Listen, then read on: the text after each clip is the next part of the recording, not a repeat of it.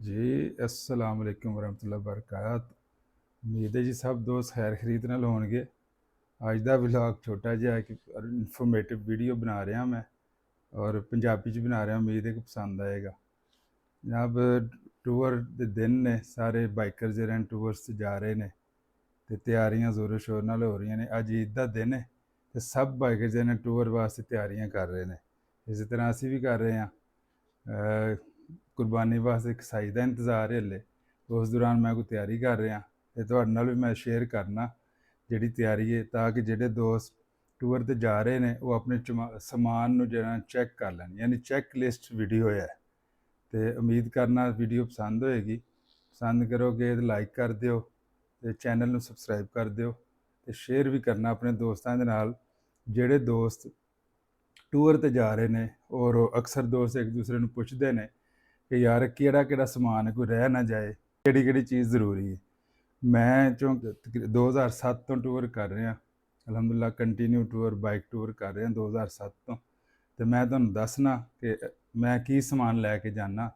तो अगर किसी दोस्त नूं कोई चीज़ मैं भुल जावां तो वह भी ज़रूर दोस्त शेयर कर दे कमेंट्स दे विच।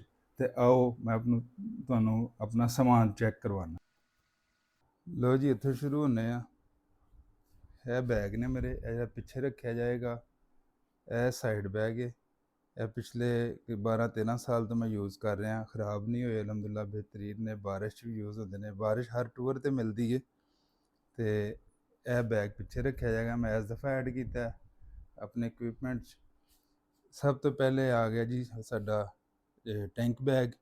ये चार्जर, मोबाइल कवर, केबल्स वगैरह जो भी होंदा है इसदा जिहड़ा क्विक यूज़ होंदा है वो इहदे च होंदा है। ग्लव्स वगैरह हो गए, ग्लासिस हो गए, इस तरह दे समान इहदे विच होंदा है।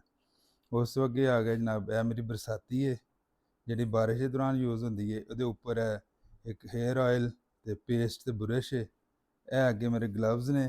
इहदे च एक विंटर ग्लव्स ने फुल जिहड़े माइनस यूज़ होंदे ने, एक जिहड़े नार्मल प्रो बाइकर ग्लव्स ने।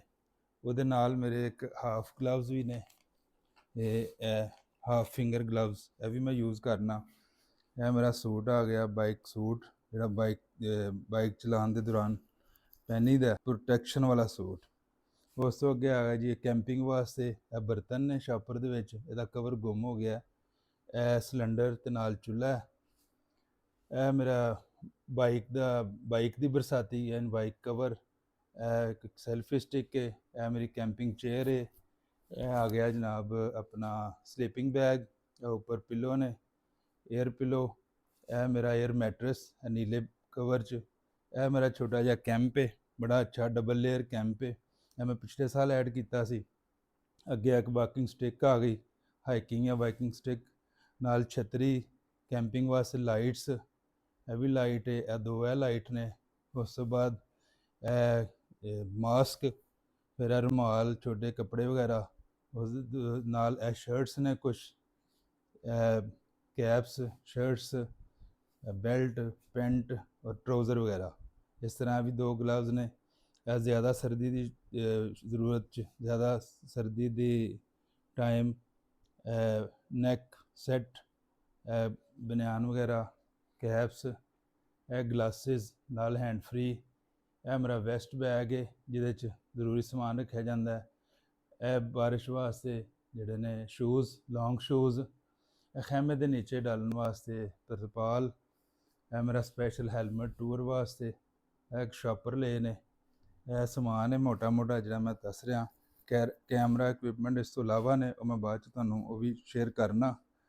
तो उम्मीद करना कि दोस्तां नूं कुछ चीज़ां याद आईयां होणगियां जिहड़ा समान देख के।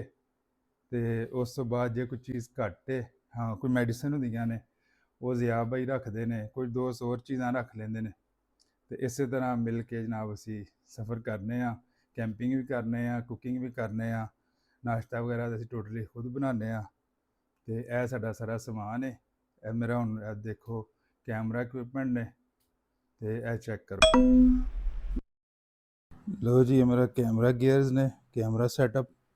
दो मोबाइल ने, एक कम्यूनिकेशन वास्ते तो एक जिहड़ा है अपना रिकॉर्डिंग वास्ते ਵੀਡੀਓ ਬਣਾਉਣ ਵਾਸਤੇ। Google Pixel 7 pro.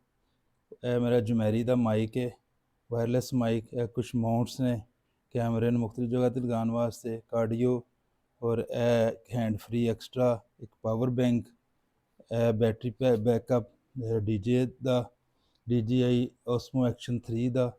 ਇਹ ਇੱਕ ਮੇਰਾ ਕੈਮਰਾ ਹੈ ਆਪਣਾ SJ ਕੈਮ। ਇੱਕ ਹੈ ਮੇਰੇ ਕੋਲ 360 GoPro 3 Max 360। ਇਹ ਇਹਦੇ ਪਾਊਚਿਸ ਵਗੈਰਾ। ਇਹ ਮੇਰਾ ਕੈਮਰਾ ਸੈਟਅਪ ਹੈ।